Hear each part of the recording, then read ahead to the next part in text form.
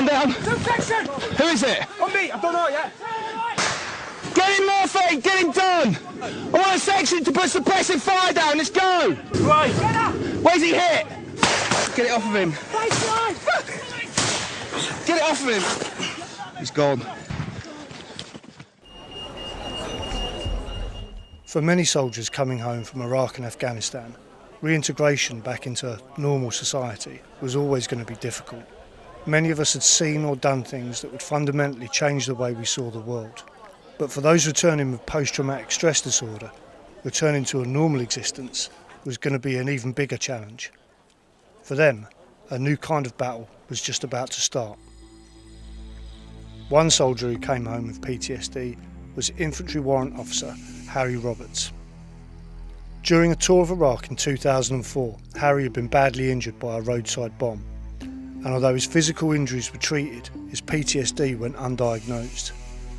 A year later, Harry was back on the front line again, this time in Afghanistan. Not long after returning from Afghanistan, Harry left the military, and within a few short years, after fighting his own private war, he had drank himself to death. Now, the tragic circumstances of his death came as a shock to many who knew him, but the story itself is a familiar one, and across the British Isles, many soldiers continue to fight a losing battle with a faceless and relentless enemy. Stuart Taylor was directly involved in some of the heaviest fighting that took place during his 2004 tour of Iraq. After he came home, Stuart was diagnosed with PTSD, but he had to fight to get the treatment he needed. I was told that I was going to get an appointment on my arrival back to the UK, and that appointment never came. I spent the next 2 years sitting at my parents' house, battling my own battle, in my bedroom, pretty much. So for two years you were literally sort of cast adrift Yeah. and left to your own devices? Yeah. Not a word from anyone. So what happened next after that? My parents then got extremely worried about, what was happening with me. I'd started binge drinking and all sorts and getting in trouble, and they were the ones that then contacted my regiment, and that's when the ball started rolling with a psychiatrist again. And you got some professional treatment this time. Who was this from? This was a doctor up in Woolwich. I went to see him about 4 or 5 times, and he then sent me to a Priory hospital, which is a hospital for drunks and drug users. So not for soldiers. So the next real stage for you in your recovery was combat stress. Yeah. Right. How did you get involved with combat stress? Yeah, I was referred to combat stress by a friend, and that was one of the best things that happened to me. To start off with, I went there at the end of 2007. He was allocated 6 weeks a year in 2-week periods, and it was good. You'd go there and recharge your batteries, really. Get a bit of therapy, art therapy, all sorts of different things. You just completely take your mind off of the outside world. What was the big difference, say, between combat stress and the Priory? Combat stress was filled with ex-servicemen that was going through exactly what I was going through, really. And you could connect with them, and you could talk to each other about symptoms, because obviously you're both suffering from the same thing. You're not going to get any stigma from it. And the first months afterwards, I would almost say I was free from post-traumatic stress, but as we were told, things would creep back in, which they did.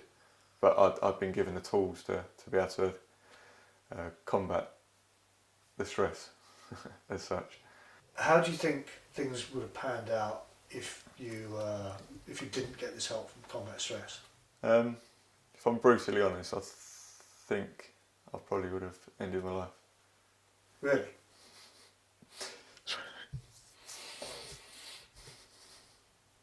All right. Okay.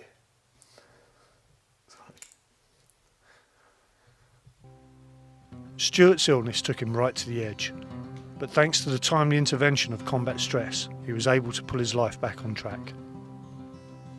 The impact that this particular charity has on veterans' mental health cannot be understated.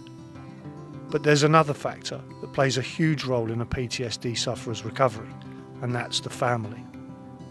Combat stress may have treated Stuart's symptoms, but it was his family that ultimately gave him the strength he needed to fight.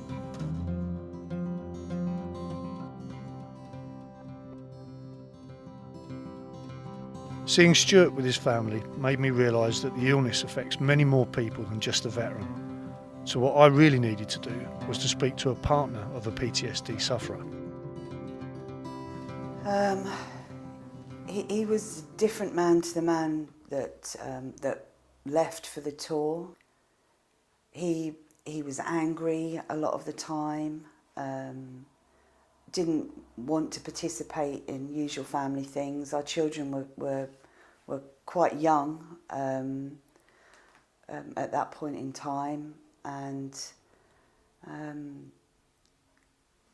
he didn't want to spend a normal home environment. Seemed to upset him. So there's some pretty big changes then. How did the kids respond to all of this? Yeah, it's been particularly tough for him and the children. I think women can be quite adaptable, but the difference of the dad that left for that final tour was a different man to the one that came home. So initially I think they just adapted to change, but then the fun guy that went didn't return even when he got more comfortable with being at home. Did they have to modify their behaviour at all in response to their dad's PTSD? Yeah, their behaviour did have to change. He's intolerant of noise, doesn't like being snuck up on, even, accidentally. His hearing's crap, so if they were to come into a room quietly, it could cause dramas. So yeah, their behaviour had to change. Jane, can I first ask, when your husband, what year did he leave the military? He left the military in 2008. And when did he get round to seeking help? 2016, 8 years. That's a long gap. It's a huge amount of time. Why do you think it took so long for him to come forward and ask for help? I think a large chunk of it was pride, not wanting to admit that he was different or that he was unwell. And I think another part of it is the fact that these soldiers have to fight and look very hard for support. It's not readily available, and there's a huge stigma with even still today with PTSD. So now he's actually had some treatment. Can I ask, how is he now with you and the kids? He does seem more together at the moment. He's found another path to walk, and I think it gives him some degree of peace.